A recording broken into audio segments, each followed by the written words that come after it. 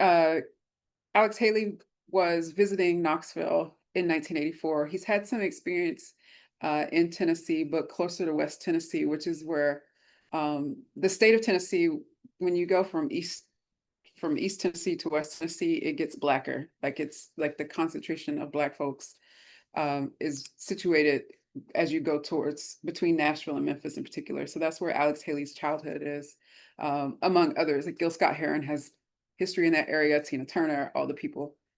But Alex Haley was visiting Knoxville in 1984 and for the World's Fair, ended up in a site called Clinton, a city called Clinton, Tennessee, which now is about 30 minutes north of here, and ended up buying property which was called Alex Haley Farm, and created it as a space for the local community as well as to invite artists and creatives and have parties.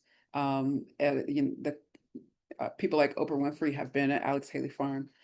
When Alex Haley died, his estate his affairs were not quite in order. So through a series of events, Marion Wright Edelman at the Children's Defense Fund bought his property. And so the Children's Defense Fund now runs it. When you go to Alex Haley Farm, which I highly recommend that you come and take a tour, Ken Libby, who's the manager, says, "Welcome home," because that is the kind of invitation that is brought in by thinking about what are the possibilities on this situated on this land, and prioritizing the roots of Alex Haley's vision as well as Marion Wright Edelman's vision around the Children's Defense Fund. And within that, so I'm going to talk a little bit about the farm, but also within other kinds of contexts in thinking about what my good colleagues Adam Bledsoe and Willie Jamal Wright talk about as the pluralities of Black geographies, which has to do with not thinking about Blackness and Black placemaking in a myopic form, understanding that there are multiple ways to do that. And that we took on this project as a way to think through, as I mentioned before, the intersection of Black placemaking, how people make their lives and make meaning out of a location, Appalachia and liberation. And it's under the idea that East Tennessee has been a site where Black spatial visions are enacted. And I can get into a bit more detail about that shortly. So we use two theoretical frameworks to sort of engage with this work. And I will add that parts of my presentation today are in a paper that we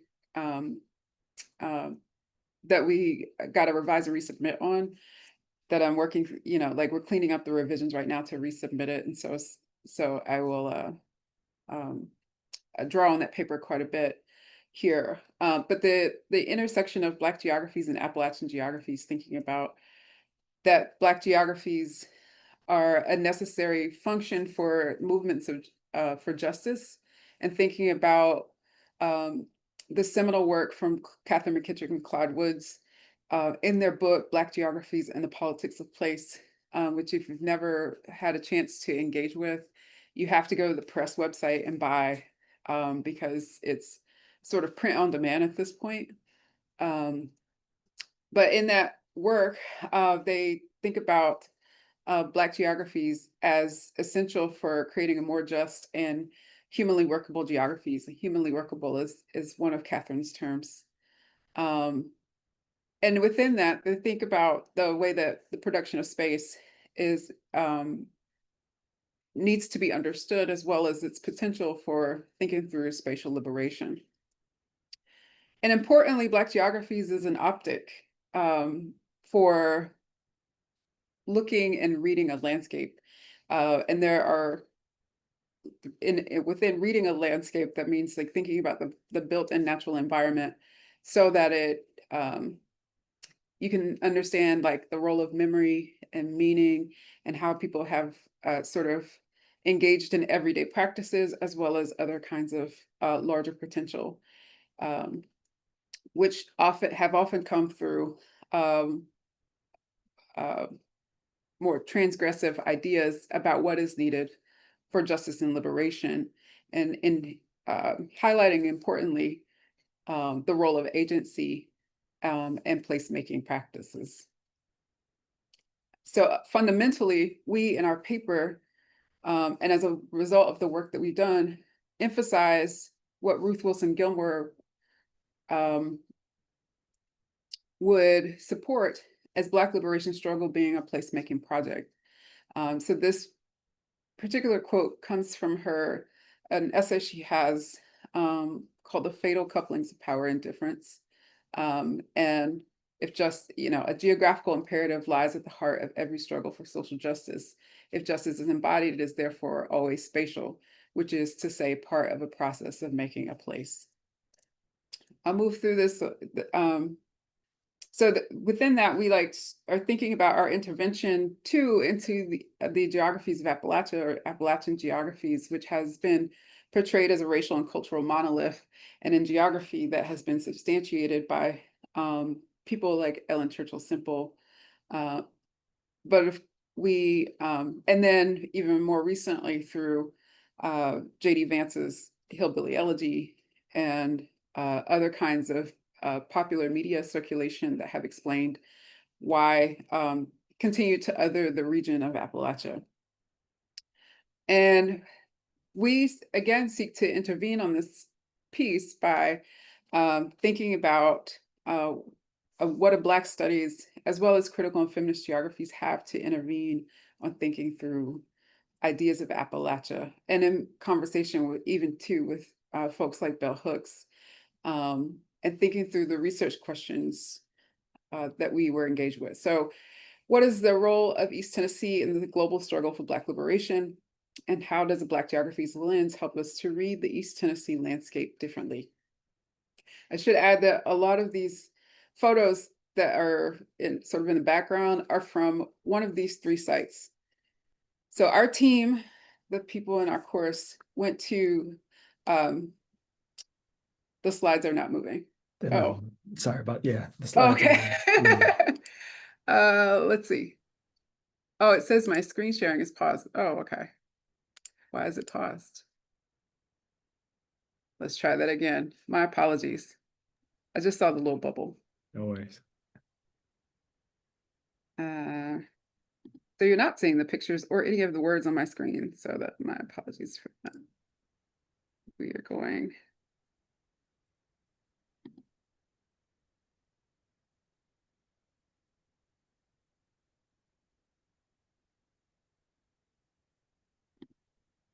Let's see, maybe if I share my desktop and then I go here. Now, let's see. Perfect. There we go. All right. Now we can see it. In case you want to see pictures, here we go. All right. So, so there's the quote on the screen. Here's Gilmore's quote. And here is a picture that you can't see very well, but a group of people who were at the Highlander Research and Education Center, also previously known as the Highlander Folk School, which has nearly a century of history here in Tennessee, in East Tennessee specifically.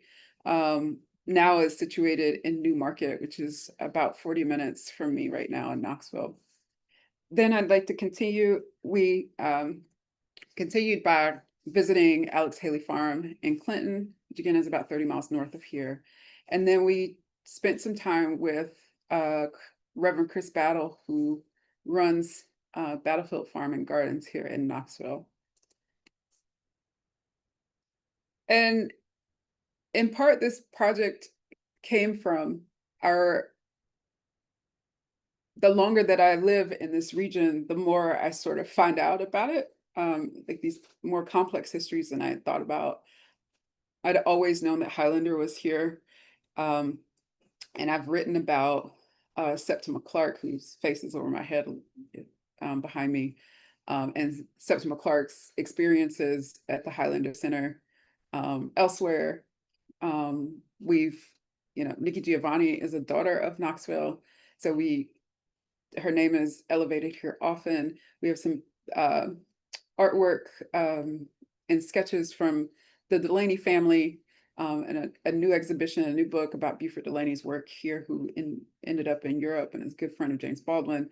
There are lots of sort of other kinds of stories that are in this region that have been had a lack of critical engagement, and especially given how popular East Tennessee is, with the Great Smoky Mountains National Park being the most visited national park in the country, and being at a crossroads for a number of different junctions. We are sort of situated, like between halfway between Florida and Michigan. And so we get a lot of traffic up and down 75. We get traffic east and west to 40, which of course 40 runs from North Carolina to California. But there are also these other kinds of stories around, like the race riots that happened here during Knoxville's Red Summer, the desegregation of schools that was pretty early on in this region, first in Oak Ridge, which is a town that was built by the federal government, the birthplace of the atomic bomb, but was also the first, really a predecessor of Brown Board, because the federal government ended up working to integrate schools in Oak Ridge, followed by the Clinton 12, and of course, Nikki Giovanni. And one of the things that we wanted to counter was that the fact that because there's not a larger Black population in this area doesn't mean that it's not significant. So we spent some time, like I mentioned, at the Highlander Research and Education Center. We went to the Highlander Homecoming weekend in September 2023. And then a smaller group of our team spent a lot more time there, and talked and had lots of conversations with the staff in this area. If you've never been to the Highlander, I also really, really recommend spending some time up there. It's a really gorgeous place. For the region to think about enacting spatial visions of liberation for Black people, one of the most important kinds of meetings or ideas or connections to that story is through the work of Septima Clark. And Septima Clark being the orchestrator of the Citizenship Schools program that was sort of catapulted by her background as a teacher, and then her time up here in the mountains, and then a long-standing kind of engagement with empowering community members in the Sea Islands of South Carolina, which is where some of the earliest schools began, to sort of infiltration throughout the rest of the region. And others have visited here as well. There's an infamous story about Rosa Parks being at the Highlander Center before before the boycott, and being drawn on as like an empowering space for her to be in community around others, that then sort of helped to like fuel her civil rights activism.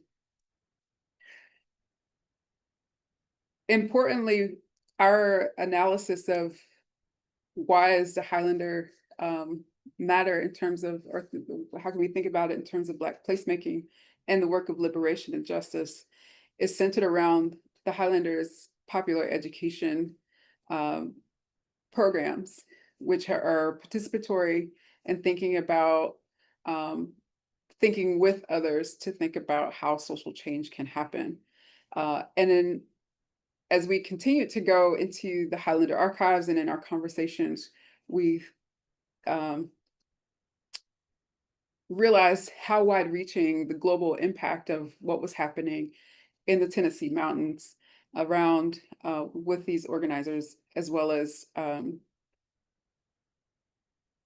with the staff at the Highlander, reaching out to like UN, having UN retreats at the Highlander, having members of the Soviet Union here, having people from across the continent of Africa, from Cuba, people working in all kinds of liberation struggle, and also too around labor and the work of like empowering workers within our sort of systems.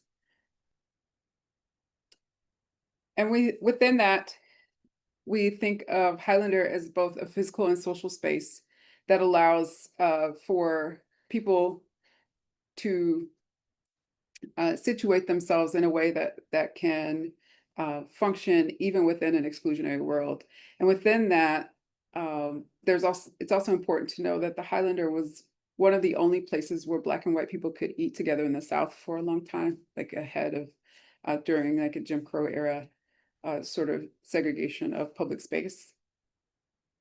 And so this gives us the origins of some insight into the work of the Highlander that is then has always been, and increasingly so, embedded with other interconnected struggles around abolition and solidarity economies and the like. So I'd like to now go to the Alex Haley Farm site. And again, purchased by the Children's Defense Fund and Marion Wright Edelman's visionary sort of practices, who, at some point I would love to write a bit more about that. But it was seen as a space to gather. And again, Ken Libby will tell you, welcome home as soon as you come onto the property. It is now home to the Freedom Schools program, the Samuel DeWitt Proctor Institute for Child Advocacy Ministry, the Black Community Crusade for Children, and other organizations spend their time there to commune, to gather around food, to take in the space and the property in order to do the work of advancing community in a just and loving way. I just, the other day, one of my former PhD students was in town, and she had spent last week up at Alex Haley Farm thinking with a group that were doing a training around Kingian, as in Martin Luther King nonviolence training. And so was talked about how generative that kind of space is for the work that they were doing. And it's a very large piece of real estate. And there's an interesting story that it almost went to a golf developer. Oh, lovely. That I hope that you've been to I'm assuming that means that you've been up to the space, but the Alex Haley planted an apple orchard as part of his work on the property, and they still produce fruit. We got a whole bushel of them as when we were visiting there. The chapel is a new addition, but really important. The Children's Defense Fund had it built, really important to understanding and creating the kind of community and the conditions for which community can thrive. And I appreciate that we put this picture up here that rest is not a privilege, rest is a human right. I don't have to earn rest, which was put up by one of the facilitators at a workshop up here. The barn, also a really important site, which is now the inside has become the Langston Hughes Library. Here we are with our group there, and a really the kind of space that is sort of practiced here is one in which that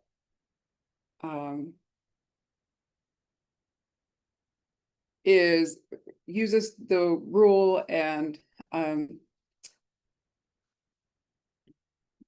a farm-like peaceful kind of space in order to give people an opportunity to breathe, and then be able to enact and imagine and create and envision the kind of work that they see as important to facilitating a new world. So like many things, a lot of ways that Black stories and Black placemaking have happened have been in secluded kinds of places. But this is also, having the farm itself is also a reprieve, and thinking about it differently from the use of a community center or being even outside of a city, which might be considered a way to inherently have more sort of engagement with community building.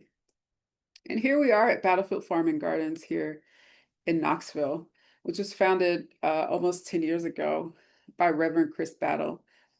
And Reverend Battle was pastoring a church here and told us this story about how he was, trying to get people to come to church, and church participation is down, sort of generally speaking, has decreased over the decades. And he said that he asked this one particular person who said, "I'm not coming to your damn church, but I'll eat your food." And it's made something in him click around the necessity to address food apartheid in our city. And so he has focused on the 37915 and 914 zip codes here in Knoxville, which are situated in East Knoxville, which is the historically Black part of the city that was sort of decimated due to urban renewal in the 50s and 60s, and continues to cause displacement. That region continues to see displacement in our city, but has heightened vulnerability due to food disparities and access to food. And so he had this idea to go and use the church as a way to provide food security for people, and started talking to other churches about farming parcels. Actually left his church and did farming full time. He recently took on a new role as a pastor after several years of not being in a pastoral role. But the first thing he said when he met with my students, when we met with us as an entire group, is if you don't control the food supply, there is no liberation. So he's sort of operated under that practice and has been engaged in varied kinds of partnerships across the city, and trying to engage people in the practice of food production as a way to alleviate the problems of dispossession, and by the means of food and food access. The other thing I forgot to include a picture here of is so he grows these foods on these plots of lands all around town. He also is composting. He's doing all these like other means of controlling food, but he too will bought a small shuttle bus that he calls Fannie Lou, after Fannie Lou Hamer. It's a veggie van where he, a couple of times a week, goes and delivers food, fresh produce, largely to people throughout the community in the 37914 and 15 zip codes of the city. And people have come to rely on the food distribution, now probably even more heightened with the government shutdown and that sort of thing that we're facing right now, that they don't really eat, and get to engage with food practices in the way that are liberatory for them, and reduce a kind of need that they face within the community. It's become very, very important. So a lot of times we see Fannie Lou just kind of like parading around town, and Chris is in there somewhere. So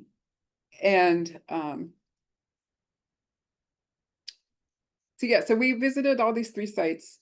We thought about them as how we look towards our investigation of the region. We thought, okay, so if we look at these sort of pieces together, first we argue that they exist and that they are like sites of Black placemaking between the 3. And then they also enable an opportunity to talk through spatial liberation in a variety of ways. Food and community is central to all of them. Perhaps not surprisingly, but also just a space to gather, and being able to hold the land in um, across time. I will also add that part of the way that these sites were chosen was because they represented different points in time. So the Highlander Center has the longest history, stemming back, again, almost 100 years now of doing the work in this region, started by Miles Horton, and then his, sort of vision as, a white male worker who thought it was important to be in solidarity with all people, bringing in people like Clark, and so many others along that path to doing that work. Paulo Freire was also at Highlander for a bit of time. So there are lots of these like global engagements around oppression and liberation conversations. And then the Children's Defense Fund's purchasing of Alex Haley Farm in the mid 1990s, now 30 years, it's a different kind of point at which they were able to sort of utilize a time and place over, coming off of the height of Alex Haley's career. His book Queen was released, not even released yet, by the time that they were engaging with that work, and being able to bring in thousands of people every year, to be in community with one another. They have lodging there for some, and then the Freedom School program, which happens every summer, of course. And then Chris Battle in the last 10 years, thinking about what to do in the face of a changing sort of cultural landscape here in town, where there need to be new kinds of collective ways of meeting people's sort of everyday needs. And so we think about them sort of individually and then collectively, as ways and possibilities for emancipatory strategies. We think about them as all building solidarity and coalitions towards alternative world making. And we think about them in terms of Black livingness and joy, because East Tennessee is a very sacred location that enables Black livingness in ways that perhaps people aren't necessarily looking at, again, outside of major Southern metropoles around the Charlottes and the Atlantas and the Houstons and the Nashvilles and the Memphis, that there are other kinds of alternative ways to look at where Black geographies and Black placemaking is being done. So with that, did I do well in time? I think I did. So with that, I'd like to thank you again. I couldn't do this without this team of people, and thinking about like how we do this within community with one another. This community of individuals has been very important. So I will pause for questions or feedback. If you have feedback or like other queries, I'm happy to answer them. Wonderful. Thank you. Thank you so much, Dr. Eaves, for enlarging our understandings of Appalachia as this site of possibility, of livingness, of joy, for thinking through collectivity in a different way. And so we appreciate those thoughts, and yes, questions, wonderings, things you all are grappling with as you meditate on Dr. Eaves' words.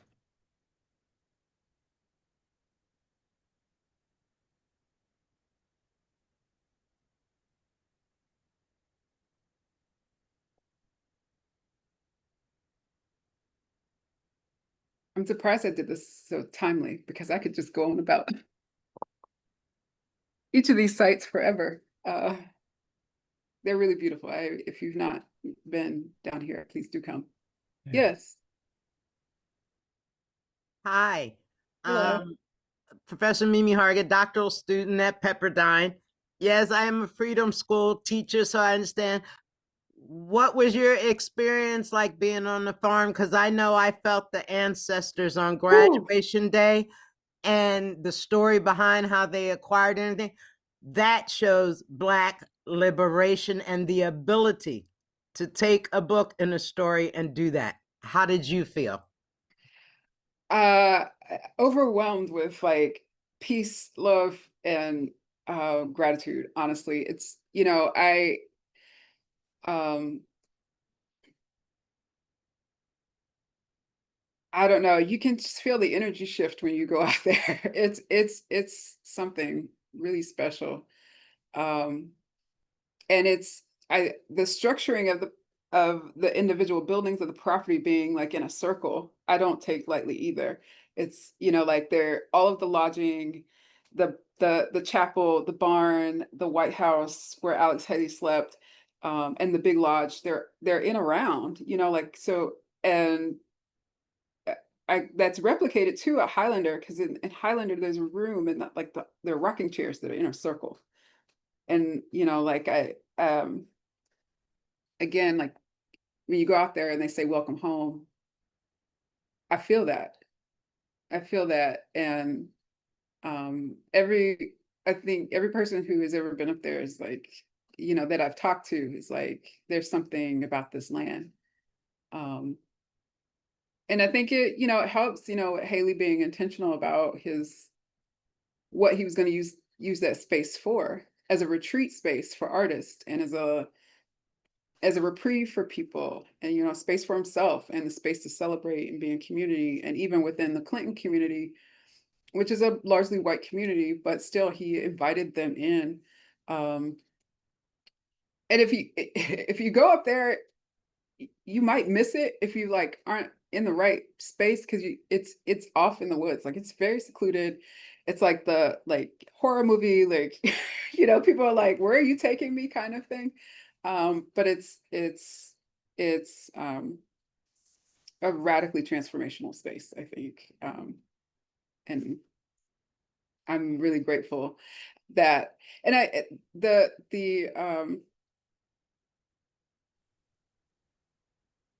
don't know, I could just go on. I just think there's no light pollution, there's no sound, like other than the rural environment. There's a creek that runs behind it. There's, like it's just meant for you to just be, and to walk with the ancestors in the universe. I just really think so. I think that was your experience too.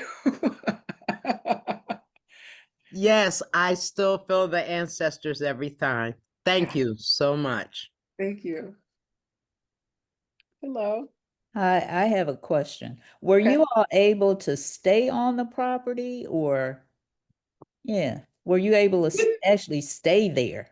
We didn't, and maybe we sort of should have, but I think we could have asked to. Maybe we can go back and do it again, like and ask. I think it would be worthwhile to do. We spent some long days there and into the night, but we didn't stay the night, no. Hmm.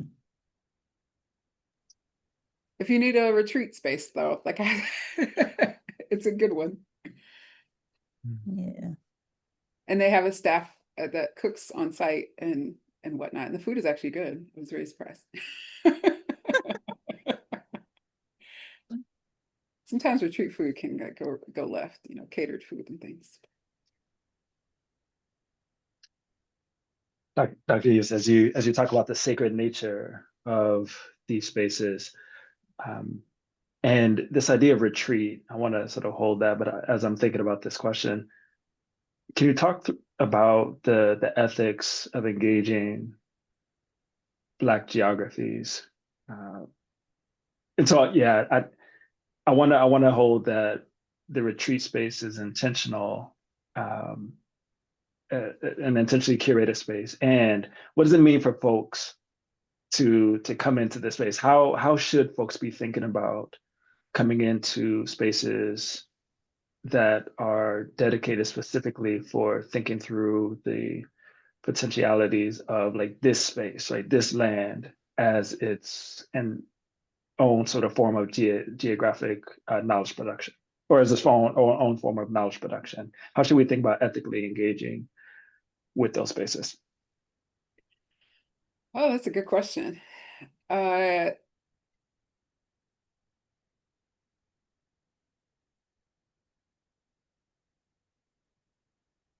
I think that one of my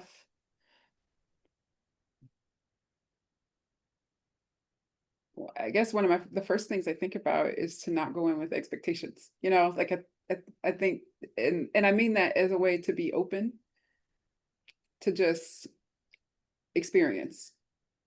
You know, like, and to develop a sense of place and a way of being in relation with others before sort of embarking on an agenda, let's say. That I think that the building of the community comes first. The getting situated and trying to understand and get a sense of how the space works with itself or with others. That's sort of my approach. And I did that with all three of the sites. When we went to them, I said, this is where we're going. You know, like that's what when we embarked on the research team, I didn't really give them other info for that. I said, you know, like, we're going to homecoming, can you register, as long as they, you know, fit their schedule. The majority of them could go and just go and sit and experience. And then we like, and be in that moment. And then when you come out of it, you know, like, you leave and you decompress. I think that opens up for conversation. But to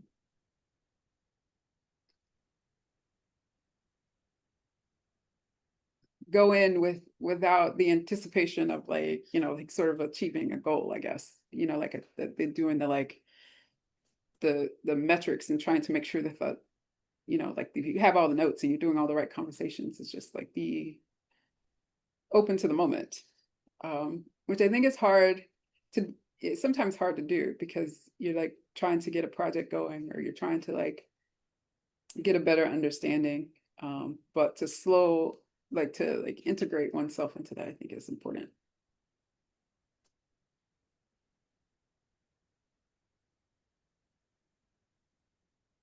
I even gave that advice to a PhD student who just left for field work. And he's like, you have any advice? I said, just be, you know, just be. And everything will come. So everything that I feel like you need to know will come into the presence. So.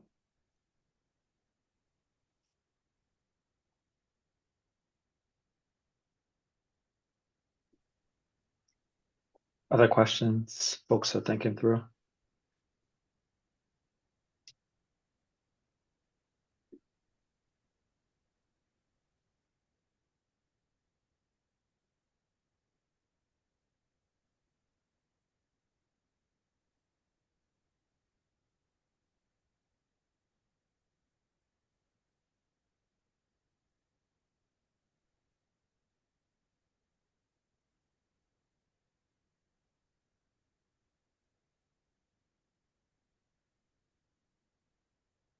I can talk a little bit about how I got into Black Geographies, if, you know, like, to give some space. I like, in another kind of sacred way, I would say. So I was telling Holly before we got on was that I got my PhD in Miami because I was like, I want to live in Miami, Florida for a bit, and I don't, you know, like, and not do it forever. Like, I didn't think I would want to do it forever, which I think is still the case. So I was like, I'm gonna go and do my PhD in a beautiful place. And it was, and I ended up living, you know, started this program in this like heavy social theory, social science oriented kind of program with these geographers who thinking about human and environments. All of my sort of mentors are largely in a section called political ecology. So like thinking about like how we politicize nature. So my PhD advisor did work on the sugar industry in Florida. Her husband did work in Tanzania, who was also one of my mentors and faculty. And I was like, that's cool, but none of this is working right. Like, this is not the language that I need. So or like what I'm looking for. It's not quite enough.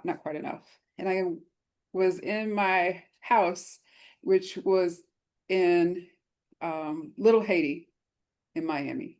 So I'm surrounded by Haitian people. I cannot speak Creole still, but you know, like I'm a visitor to them, and I knew, you know, I visited at community. I knew it the entire time, and I was listening to my house backed up to this massive Haitian Catholic church, and they had revival, which I thought was really interesting for a Catholic church to do. But they also, you know, Black folks like homecoming and revival, so it's cool. And I'm listening to them like hum and do, you know, like have this moment, and I was like, gosh. And went on my computer and I Googled Black geographies, and then, you know, all these people that I had never heard of popped up. You know, Clyde Woods and his book Development Arrested about the Mississippi Delta, and the Black Geographies and the Politics of Place book, and then Catherine McKittrick's Demonic Grounds, which at that point was only 4 years old. It was very early in that book. And I said, I've never heard of these people. I didn't know any of this stuff. I ordered these books and they sort of landed on my desk. And what made me drawn to them was like, I felt like it was reliant on not just the sort of like rigor and data of what's expected out of, you know, going into the field and like interviewing people and that sort of thing, but it was also like more broad than that. It was thinking about how we do things on the everyday, how we need to also like draw on art and cultural production and all these kinds of things, and merge them together. And then also think about the things that we don't know, like the unknowable, and how that continues to shape Black placemaking practices. And it was just, I was like, oh, that's it. And then I became, you know, sort of an apostle of the Black Geographies movement. So it was just that moment of like listening to like, you know, this sound, this like whatever they were doing behind my house. And it led me to like, you know, do a search for Black geographies, which was, you know, then turned into a lot of sessions at our AAG meeting, and then like the American Association of Geographers, and that led to the creation of our specialty group in the association, and then the conference that Camila and Javon put on at Berkeley, which led to the book, The Black Geographic, and like, you know, I think it just sort of like trickled down that way. That's how it's happened in geography, at least. And people ask me like what I think sometimes about what I think about like non-geographers engaging Black geographies. I think that's the most important thing that could happen, because also like Black geographies is about Black studies, and we cannot divorce Black studies. You know, like geography can't just divorce Black studies from the work of Black geography. So I always encourage people to read Black studies work too.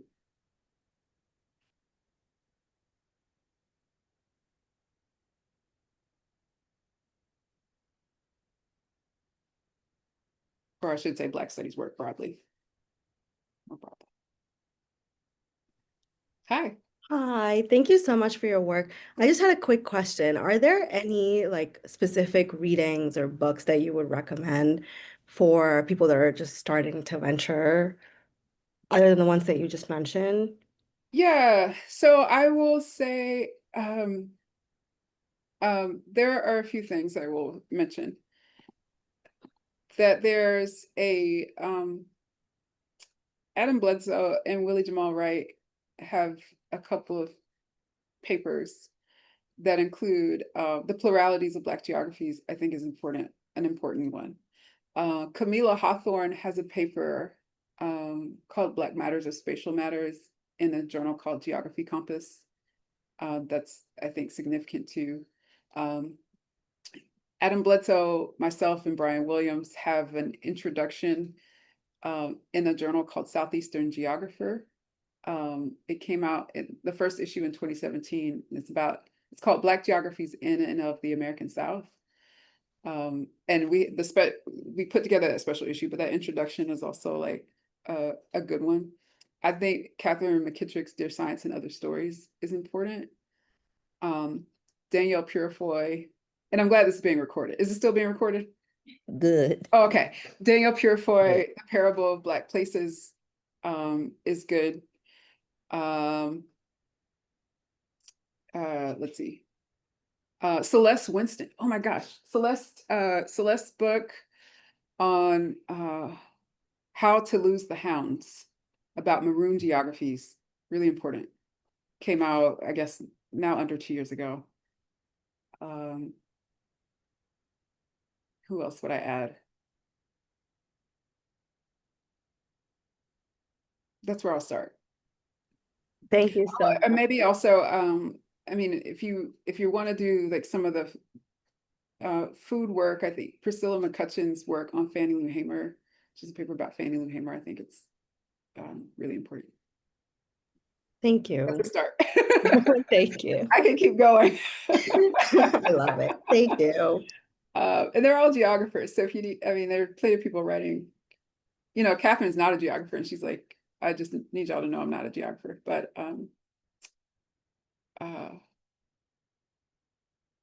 you know, like the rest of them are geographers. Yeah, I'm thank you. also happy to send a list, Dr. Okelos, if you want. That would be lovely. I Okay. think you absolutely provided us with a mini syllabus, but if you have a, Okay, I will we do could that. absolutely exchange for that, and I'll be happy to send that out. That's wonderful. Yeah, okay, no problem. Wonderful. Maybe one final question before we wrap. Professor Hargett, okay, yep. Yes, Dr. Eaves, one more thing. So I have been coding the slave narratives and found out, yes, the Black Geographies is so essential. And I'm very interested in learning more from you to better create my theories. The one thing, so here's what I want to ask you, because what I'm doing at Pepperdine right now is getting rid of those 100-year-old dead other men that we did put there, and creating a groundbreaking theories that not only can the 5 diasporas use, but eventually other communities of color, and you know how that works. And so being able to connect and to prove each set of these theories would be essential. And it would be great for the large community of students of color at Pepperdine. So I'd like to have more insight in that. I know why they stopped us from continuing the slave narratives, but did you come across anything like that in your research where you see that we were always telling that story? You understand the paper genocide? Because that's what I find. And I'd like to know your thoughts on that. You know, I wrote a paper called Legacies of Black Feminist Activism in the US South, where I reference slave narratives. Like I use slave narratives as part of telling that story about, and one of the things I did in that paper was to talk about resistance to sexual violence, like the record of resistance to sexual violence by Black women as they were told their stories about their experiences in slavery through those slave narratives.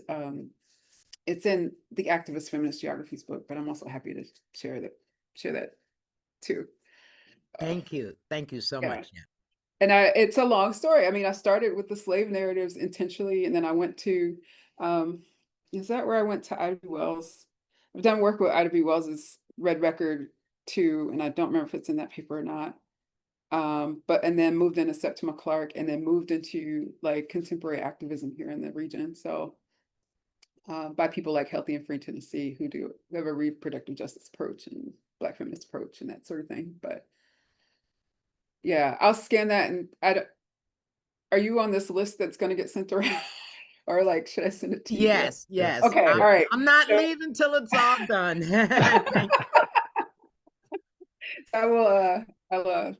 I'll scan that and send that along with the reading list too. Well, we want to be mindful of your time. We do again appreciate you making time and space to be in conversation with us. Thank you all for joining us and for staying a bit over.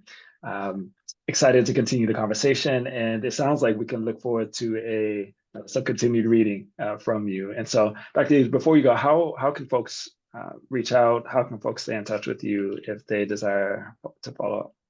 Yeah, so my email address is leaves1, LEAVES1, the number 1, @utk.edu. Perfect.